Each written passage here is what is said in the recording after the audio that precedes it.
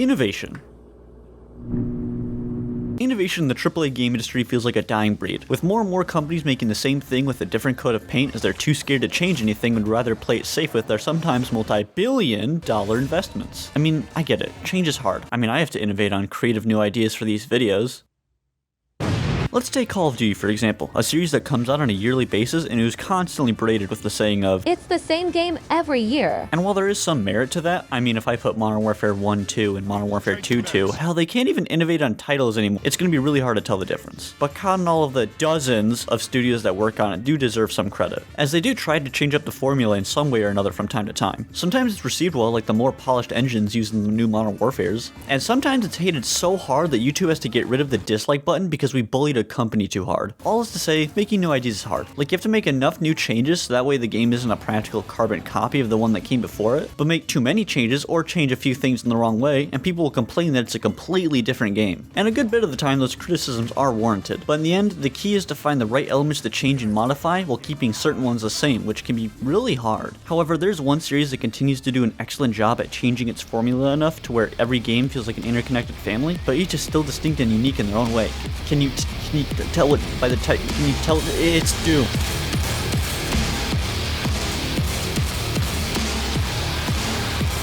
No. Wait a minute. All right. So every Doom video out there that exists usually has a compilation to the Doom music. Like for example. Oh, yeah, Doom. More importantly, what? And I'm not saying there's anything wrong with that. I'm just saying it's unoriginal. See, in this video I talked about innovation a lot, and I think it's only fit to innovate myself on the formula. So prepare your eyes for what innovation really looks like. I don't know why I snapped. That doesn't. It'll just. 無敵の笑顔だらすメディア知りたいその秘密ミステリアス抜けてるとこさえ彼女のエリア完璧で嘘つきな君は天才的なアイドル様今日何食べた好きな本は遊びに行くならどこに行くの何も食べてないそれは内緒何を聞かれてものらりくらりそう淡々とだけどさんさんと見えそうで見えない秘密は蜜の味あれもないこれもない好きなタイプは相手はさ答えて誰かを好きになることなんて私わからなくてさ Doom. You know, the game that people continue to make run on more and more ridiculous things, like a fucking PDF file or an iPod. Just because you can doesn't mean that you should. See, the Doom developers at id, or is it id, make innovation seem like it's as easy as microplastics breaking the blood-brain barrier. I mean, they're literally credited with the making of the most influential first-person shooter ever. So many games credit themselves to the original Doom. And then the developers at id made Quake, yet another super influential game that hit the gaming industry like how that truck hit my grandma. Quake is even home to when the control pattern WASD started. Yeah, in a Quake tournament, a man by the name of Dennis Threshfong used WASD to play in a Quake tournament and people began to copy his control scheme and it spread like wildfire, until now it's the universal standard. See, people before this were using the fucking arrow keys. And don't even get me started with the innovation that is Doom 64. But you get my point. id Software is really good at changing things up in their games. But the developers at id Software are still people, and they aren't immune to the mistakes of trying to innovate and change too much. There's a group of us that played it, I don't remember which map it was Space Map, where the really short things with the BFG up here. And we played that 2 versus 2 CTF every day at 5 o'clock. For probably 3 straight years. That's where Doom 3 comes into play. Released in 2004, where by that point it had been 10 years since a major Doom release in the series. And to me, and a good handful of other people, Doom 3 ran into the issue where it changed too much. I mean, it even changed genres, from action to more horror. It was slower. You didn't play as John Doom, you played as John. And who the fuck wants to play as John? No offense to any viewers by the name of John. Overall, the game wasn't awful by any means. It was praised for some of its technical advancements for the time, and was fun to play for a lot of people. But it just didn't feel like Doom, so it was mostly forgotten, and Doom would go on to be radio silent until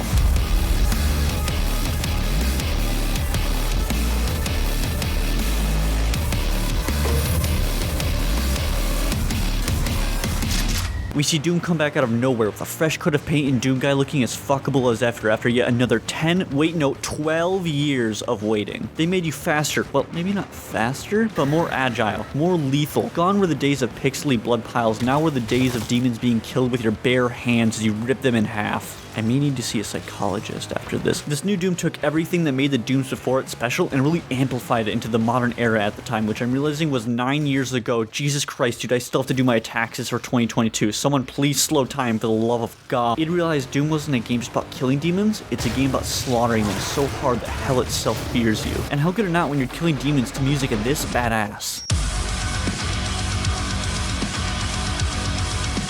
You see, the trick is that if you can't hear them, they probably can't hear either. Does anyone know where I left my key? Composed by the legend Mick Gordon himself, this shit is so awesome, it's making me want Doom to become a rhythm game. But seriously, I've never seen people talk about how influential a game's music is until they talk about Doom's music. Cause I ain't seen any reviews on how the music in Mario is making anyone want to start a metal band. But you see, music in game is typically designed the same way it's used in film. Because in the medium of film and games, what you see on screen is just the information that the writer wants you to know, but the music? Well, the music tells you how to feel. Sad and slow music tells you that you should be, well, sad. Cinematic music tells you that you should enjoy the view. Russian deathcore music tells you that you should seek therapy. Now, the music in Doom isn't any exception, but holy fuck does it feel like it. The music doesn't feel like some band playing in the background to tell you how to feel. It feels like there's an orchestra of men and women playing for their mighty god to rip and tear. In the same way that you start the game to people literally praying to you like a god, the game's whole purpose is to make you feel like an all-powerful being, and the music does that with excellency. Really, the best way to describe it that I found off this documentary is that the music in most other games complements the player, while the music in Doom, however, drives the player. Every moment of every level you hear that badass music just makes you feel so amazing, to the point where I get sad when the level is out of demons for me to kill, because then the music ends as I finish off that final glory kill, which itself is also an excellent addition to the Doom formula. Cause you see, the glory kill was a brand new addition to Doom starting in Doom 4. There's no Doom 4, you dipshit. Well, you see, there wasn't a Doom 4 launch, but it had actually reached pretty far into development, and was going to be closer to Doom 3 in terms of gameplay, as it was meant to be its sequel. It was meant to be a game where you play as a soldier on the front, defending Earth from a hellish invasion. And to give you an idea for the vibe this game would give, its nickname was Call of Doom. Yeah. But it realized that it wasn't Doom, it was like a whole different type of game. So they basically did this when they realized it. Hey Bethesda, so you know how you've been sending us a ton of money to work on this whole new Doom 4 project? Yeah? Yeah, so me and the team have kind of been talking, and we're just not.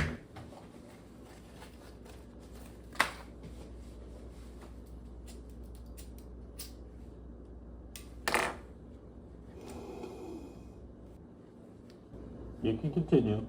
Yeah, so as I was saying, this new Doom 4 game that we're working on, me and the team just kind of have decided that we're not really a big fan of it. It just doesn't meet the expectations and vibe that we want for Doom. So we were just wondering if we could maybe restart.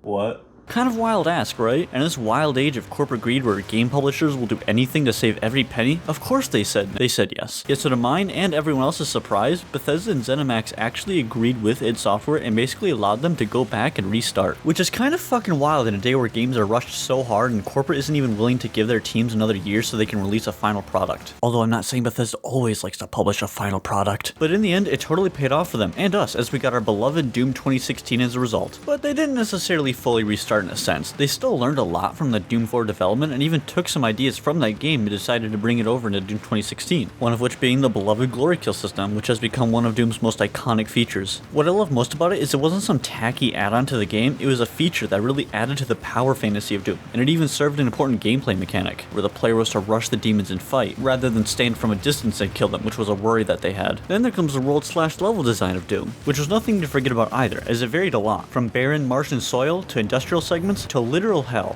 A lot of careful consideration went into this game's world design, almost as much consideration that I make when trying to decide what to fucking eat. A lot of their inspiration actually came from the older games, Doom 3 especially, which you definitely feel while playing. Even the lighting reminds you of Doom 3, but this game sure as fuck doesn't play like Doom 3, and that's where we get to the combat. See, the combat in Doom 2016 was a huge stepping stone in making the game feel a lot more like the original two Dooms. It had to be fast, it had to be smooth, it had to be Doom, and I'd say it succeeded in that. The game really does feel like a prettier version of the original games, with the game focusing on you constantly moving to avoid hits. They all add up to make this game a super fast, action-packed FPS. Well, if they really wanted this game to peak like the originals, they should have gotten rid of the ability to look up. So you have this beautifully crafted world complemented by its thrilling music that also starts to drive the player forward into the amazing combat system for an all-around action-packed, beautiful game that does a brilliant job at being its own game that can be respected while simultaneously giving you the same feeling that the games before it did. So how can you even top something like this?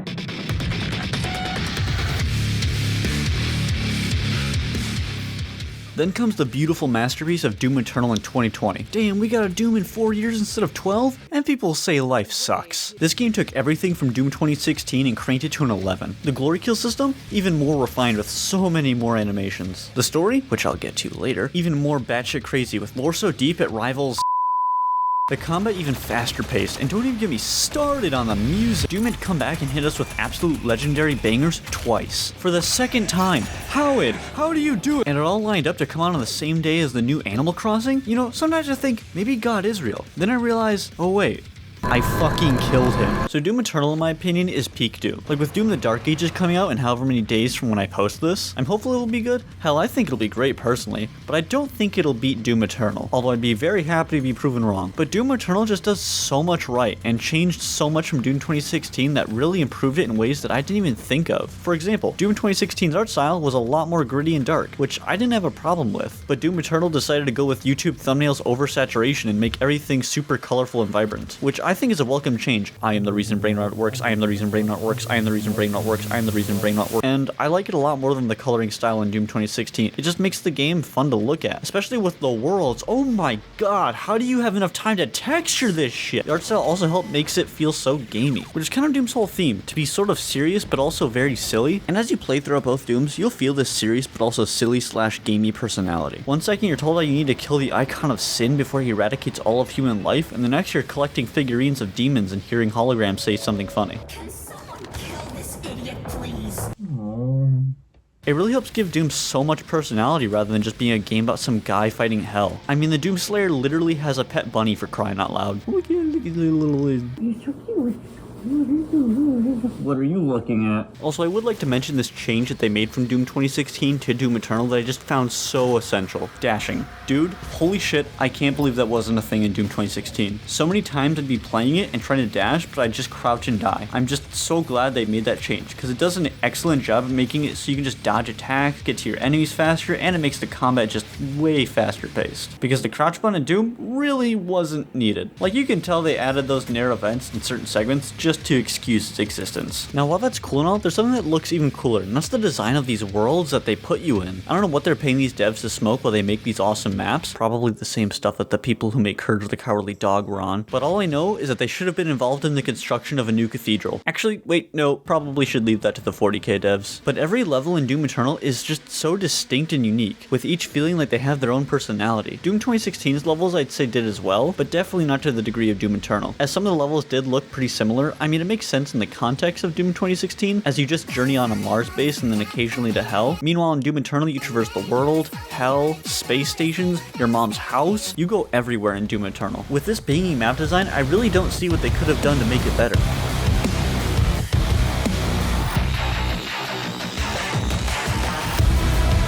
Holy mother of God, I'm gonna have a stroke in my heart. I'm banging my head to this music. See, the music in Doom Eternal is everything. The music doesn't just help you feel the same things as Doom 2016, that being an unstoppable god killer with a band following you, but it also just adds to the world of Cyberpunk. I mean, Doom. Fuck! With every level's music being so distinct, it really adds to their personality. And they did the same thing in Doom 2016, but I think since all the levels weren't as varied as Doom Eternal, it didn't feel as apparent. But the music in Doom Eternal is everything it was in Doom 2016 and then some. Except with Les McGordon, because him and id couldn't creatively agree, and they give him unreal deadlines that barely gave him any time, and oh, there's my corporate greed. I knew you were in there somewhere, buddy. Oh, I know, you're such a piece of shit. Here's your $1. But it resulted in a falling out and some controversy that I will not indulge in further. Not because I don't want to, but because I'm lazy. Anyway, the music, still amazing, and less buggy, because I'd, or is it id, have a good few times in Doom 2016 where the music either took too long to build up, or it was buggy. I'm not entirely sure, but I'd have times where I cleared out the whole arena before the music would even start, and it was just disappointing. Like, here's an example where I clear out the whole arena, and then the music starts to get really good.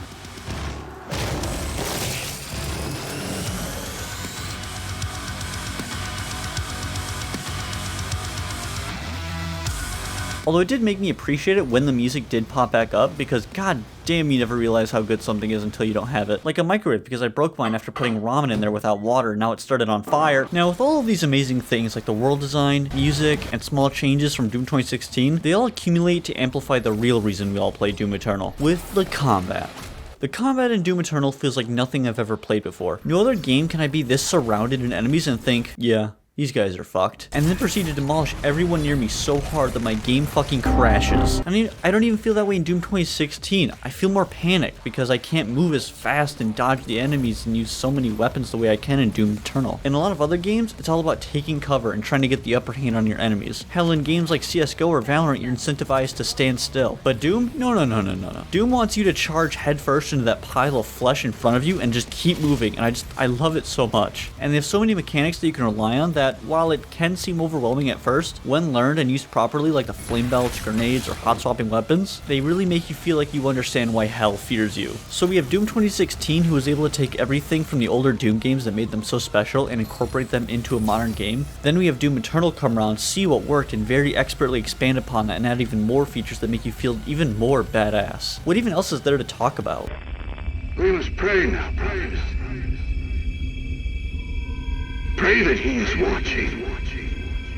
Now, not many people pay attention to the lore of Doom, myself included. I mean, I'm basically just plagiarizing borrowing this information from Maxor and random Reddit posts. So if I get something wrong, I don't know, man, tell me I'm a virgin or something. He's a virgin. But the story of Doom has always been a simple one. After all, it's the belief of the developers that the players don't need to be told why they should be killing demons from hell. But every artist, the fuckers, likes to tell a narrative. And a pretty significant amount of people would like to know what that narrative is. I mean, people are naturally going to have questions in a world that looks like this. So starting in Doom 2016, you wake up in a tomb on Mars and find out that shit has gone, how do I say this, awry. And it turns out because the facility you wake up in is owned by the UAC, who is there to extract energy from hell to solve Earth's whole energy crisis. Guess tampering with hell is easier than making a Nevada-sized solar farm in the Sahara, but it turns out that hell actually has some pretty good charisma and convinced most of the people in the facility, including its head of operation Olivia Pierce, to open a portal to hell. And then it is us who is tasked with stopping her, saving the day, which shouldn't be a problem because we never lose. Yeah, we lost. Yeah, so she was able to open the portal and shit is starting to look really bleak, but eventually you get this nifty thing called the Crucible and use it to close the portal. There are some other things that happen throughout the story, like downloading the Super AI Vega onto a floppy disk and destroying the production of Argent Energy, but I didn't see them relevant enough to mention even though I just mentioned them now. So you're able to defeat hell and close the portal and the day is saved, but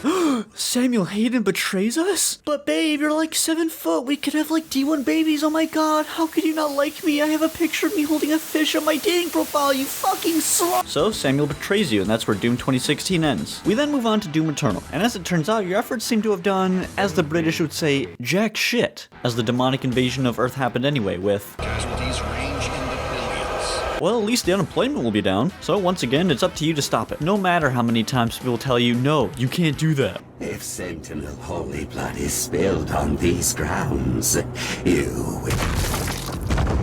can't just shoot a hole into the surface of Mars. You cannot stop the procession. So your mission is to go down and kill the 3 Hell Priests to stop the Con Maker from destroying all of Earth. Who is the Con Maker, you may ask? I don't know, man. Just watch a video about it on YouTube or some shit. Oh shit. So, backstory on the Con Maker. More than 2 years ago, God, or Father as he's known, created the Makers. And once every 10,000 years, the Makers would combine their consciousness into one, making the Con Maker. Until one day, God had to get milk from McDonald's and left the Con Maker in charge for the rest of time. Huh. So time goes on, and eventually a random man shows up on their doorstep mumbling about killing demons. Huge guts. Kill them. Must kill them all.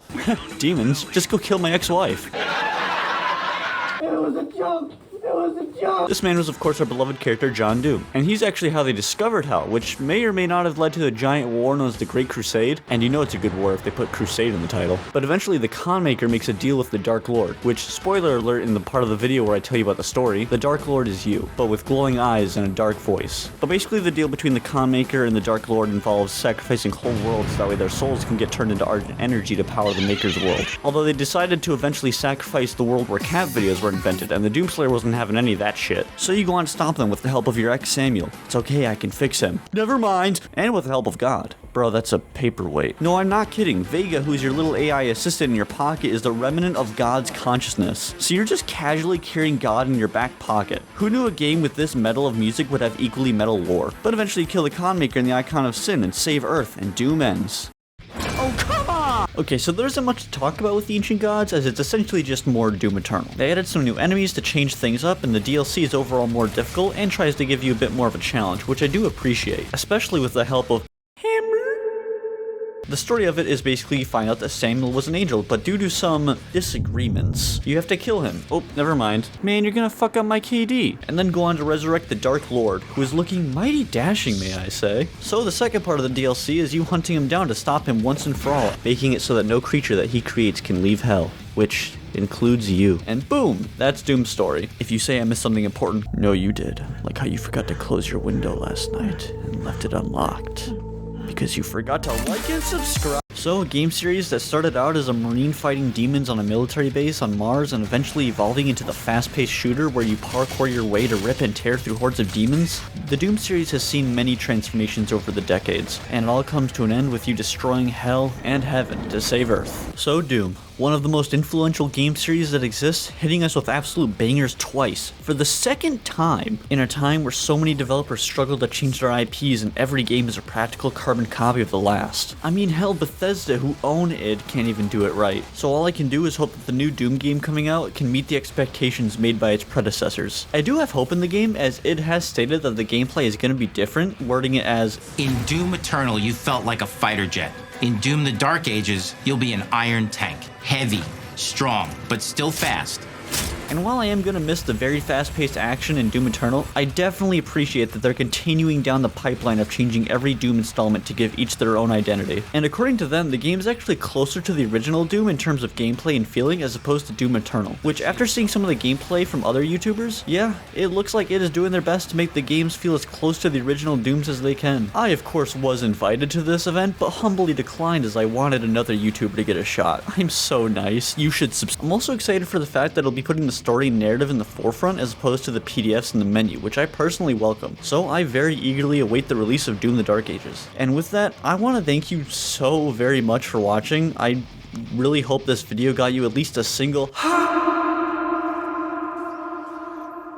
and remember to rip and tear and to not forget the ramen in the microwave. Shit. はいはいあの子は特別です我々は花からおまけですお星様の引き立て役 B です全てがあの子のおかげなわけないしょらくさい妬み嫉妬なんてないわけがないこれはネタじゃないからこそ許せない完璧じゃない君じゃ許せない自分も許せない誰よりも強い君以外は認めない